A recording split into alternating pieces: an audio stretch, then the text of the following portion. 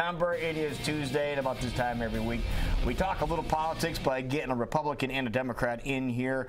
Sam is here. Craig is here. We are primed and ready to go. Gentlemen, Sam, what are we going to talk about here this morning? Let's just talk about Donald Trump the whole night. No, let's not. But obviously, the big news was the Iowa poll that came out over the weekend, which showed Hillary Clinton still in the lead on the Democratic side, up 7 over Bernie Sanders. And then on the Republican side, Donald Trump still has a pretty commanding lead, with Ben Carson surprisingly in second. I think he's run a lower, obviously much lower key than Donald Trump campaign. Depending on which poll that you're talking about. Yeah, because two different polls came out. Right. One had Trump still soaring, but Ben Carson up there now. There's one saying they're tied. But then also going back to the Democratic side, yes, Hillary's still in the lead, but only 7 points ahead of Bernie Sanders. That's not that huge of a lead when you consider what's going on. Well, I mean, when you can look at both campaigns, they're both heavily organized in Iowa. They're both putting a lot of effort in. So it makes sense that caucus goers would look, at these candidates and it's going to be a close race. So they both kind of bring something to the table. Obviously, Bernie Sanders and Donald Trump are kind of,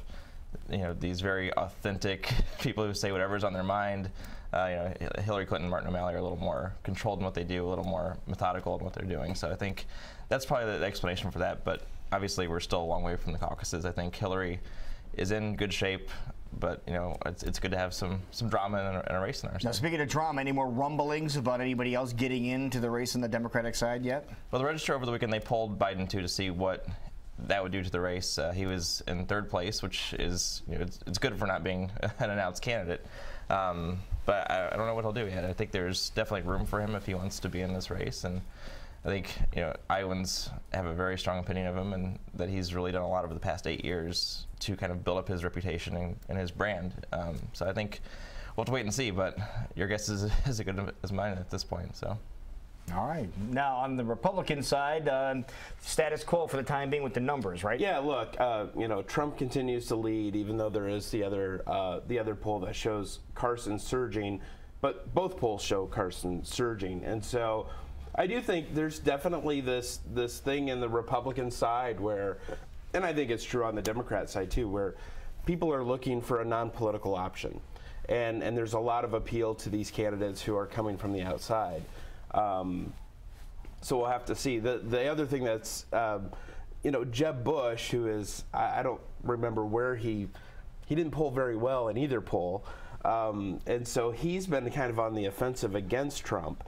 This morning they've released a new little YouTube ad that takes every interview that Donald has done in the past, where he's admitting he's a Democrat or whatever, and put it together.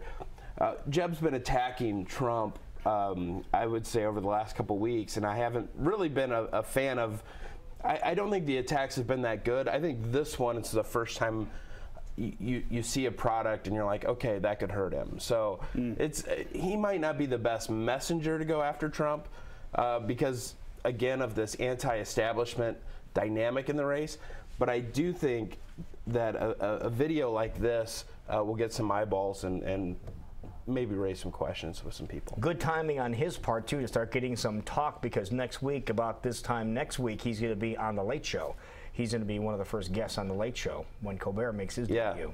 So it'll be interesting to see if that's going to be the topic of discussion. And those instances are always very interesting to me, because those could go very well or they could go very badly. Right. Mm-hmm. So Jeb's a little awkward socially. I mean, it's just, I think he's smart, I think he's authentic, but it's, in that situation, you just wonder how that's going to go. So it could be great for him, it could be disastrous. So I think at some point here, the conservatives are going to have to decide if they really want Donald Trump to be their presidential candidate. I think that's smart, because I think that when you look at Donald Trump and even Ben Carson, the people who can start peeling votes away from them are the conservatives if they engage in this race.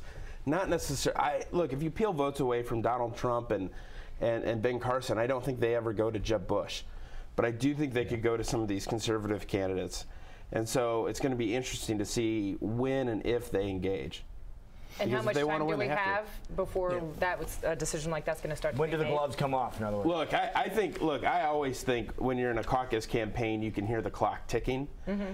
I think when the calendar flips from August to September, and Labor Day gets here, I think you really, it gets a little louder. So I think we'll start seeing these campaigns start to engage each other more and more now that fall is near. No, speaking of fall, when do you think they're going to start falling off?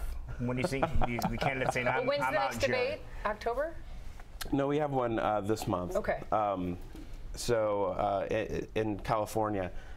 That might have an impact on it. I think it's really important, I mean, a guy like Rick Perry, I think, is in real serious trouble financially, and so not being on a debate stage could really hurt him again. So we'll see. But I mean, I keep thinking that you're going to wake up someday and someone's going to get out, and they don't. Right. So Yeah, even if they're losing money, they're losing staff, they're like, we're still in it. And then we're going to wake up one day and find out somebody else is going to run for the Democratic position. Who knows? or Republican. Or Republican. No, they you guys keep can't be jumping done. in. No, seriously. I mean, look. Every time I see Mitt Romney teased in a ad for a late night show or something, I'm like, oh, there he is. It's like he's always lurking. Like he's gonna come out of the kitchen over there and say, hey, I'm back. And I think, awesome. but there is this dynamic that with guys like Trump and Carson. Those establishment donors are not going to be pleased with the investment they've made in Jeb Bush, and they're going to start looking